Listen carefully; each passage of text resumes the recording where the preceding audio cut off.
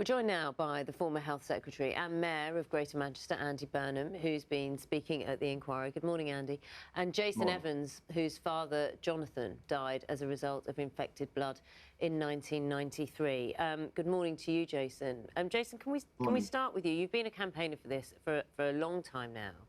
Would you mind, as much as you are comfortable with, to tell us about what your father went through? Sure. Well, my father was born with a genetic blood clotting disorder called haemophilia, and like all haemophiliacs in the 70s and 80s, he began to be treated with this new pharmaceutical product called Factor 8. And unlike previous treatments, it was made by mixing or pooling together the blood plasma donations of tens of thousands of often paid donors overseas, and as a result, he was infected with hepatitis C and HIV, and he died as a result of those infections when I was 4 years old in 1993. Now, the compensation that has been recommended of at least £100,000 per person or for members of the family, how does that feel to you?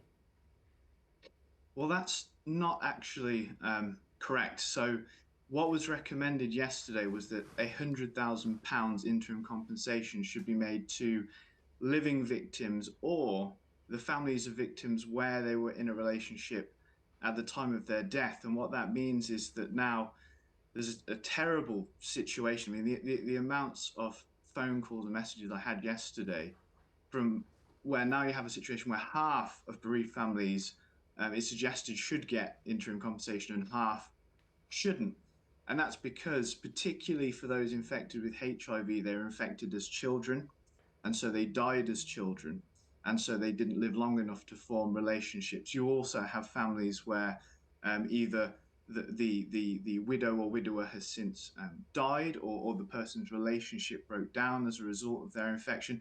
Those families, it's not being suggested, should receive any compensation at all at the moment. So, and that I have to say is not the fault of the inquiry's chairman, Sir Brian Langstaff. That is the fault of the government and the Department of Health, who have created a scheme that effectively excludes half of these bereaved families, in my opinion, and I'm sure Andy can speak to this, to minimize the financial exposure. And it creates a situation where some victims' lives matter at the moment and others don't. And we will come to Andy in a moment. I just, to clarify this, you spoke about your dad, Jason. How did it affect the relationship he had with your mum? Because, as you said, it's about those families as well who are living with the memory of this. Well, terribly. I mean, when he was told eventually, months after the hospital knew that he had been infected with HIV, through these products which were made by Bayer, Baxter, Revlon Healthcare, and other companies, the stigma that he and my mother faced was terrible. My mum, who wasn't infected but was working in a bakery, was fired from her job, and the owner had it ran in the local press, the owner had no bones about saying that he had fired my mother because customers might be worried that they were being served by someone whose husband might develop AIDS. The stigma was terrible. And I also faced that, at school, being called the AIDS boy. And it was something that you always internalize and keep a secret, because it was one of those things that if people found out, God knows what would happen. But I think over the years, and as I got older, it got to a point where the government's resistance to accept that what happened was avoidable and to provide truth and justice to people, I think for me and for many people, became so overwhelming that you have to kind of disregard that and go public, if you like, even if you don't want to. It's a heartbreaking testimony, Jason, that you've given. The government has said that it will consider Sir Brian's report and the recommendations of Sir Robert Francis QC with the utmost urgency and respond as soon as possible. Andy, what would you like to see in terms of the way this scheme eventually plays out, maybe compared with what initially is on the table? Well, this certainly is a step towards the truth and justice that Jason just spoke about, Roger. But it's only a step, as Jason's very eloquently outlined. There's many people who are outside of this scheme, but nevertheless, it will help many people who are struggling right now. The really appalling statistic is about every 4 days, somebody infected is dying. And that's why Sir Robert Francis made this recommendation, and it's why the chair of the inquiry has said that the government should now act with the utmost urgency. And I guess my message this morning is to the outgoing Prime Minister. Please, Prime Minister, do this today. Say you'll do it today. Nobody will disagree. Every single member of Parliament will support it. People have waited far, far too long. People affected in this way, harmed in this way, should not be in the position of still having to fight all these decades on. And you wrote to when there were 5 contenders left in the Conservative leadership race. I think you wrote to them all. There's obviously only 2 left now. Have either of the remaining 2 responded to you? Not that I'm aware.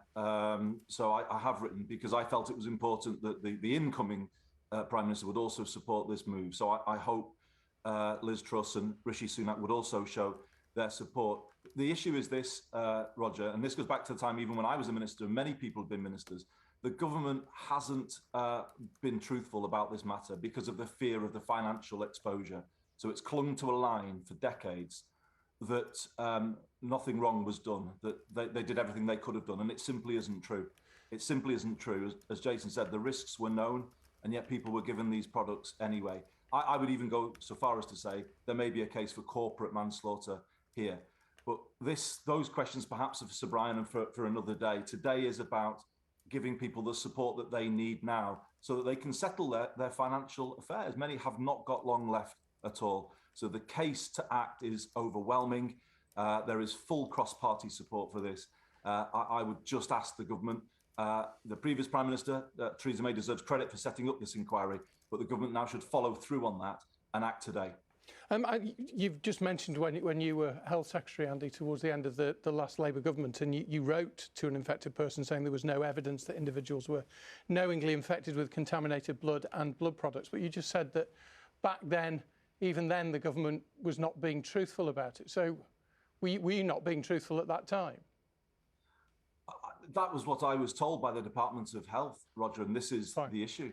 Many ministers were told exactly the same thing. It was a good friend of mine, the late Paul Goggins, who asked me to sit down at that time with people who had been affected. And that's when I began to uncover, as far as I understood it, the truth. And it wasn't as the Department of Health told me. And that is the issue. And I said that at the inquiry recently. I think Jeremy Hunt said something similar just this week. So the case, I'm afraid, is clear that the government was never truthful, even with ministers, because of the fear of financial exposure.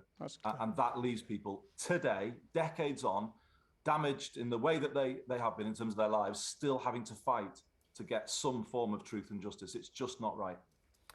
Jason, where do you go from here? Well, I think it's important to bear in mind that this is a step forward, but what we have is a recommendation, and ultimately now the government needs to act.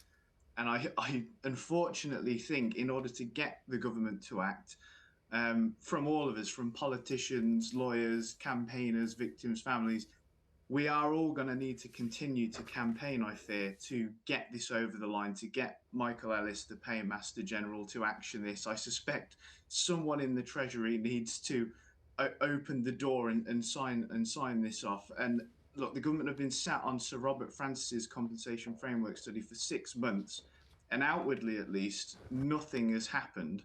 The last time Sir Brian Langstaff asked the government to do something, which was levelling up the support schemes, it took about 2 years, I think. So hopefully the government can do better this time. Jason, thank you so much for sharing your experiences and what is going on. Jason Evans there, who's a campaigner, and Andy Burnham, of course, Mayor of Greater Manchester and former Health Secretary, thank you as well.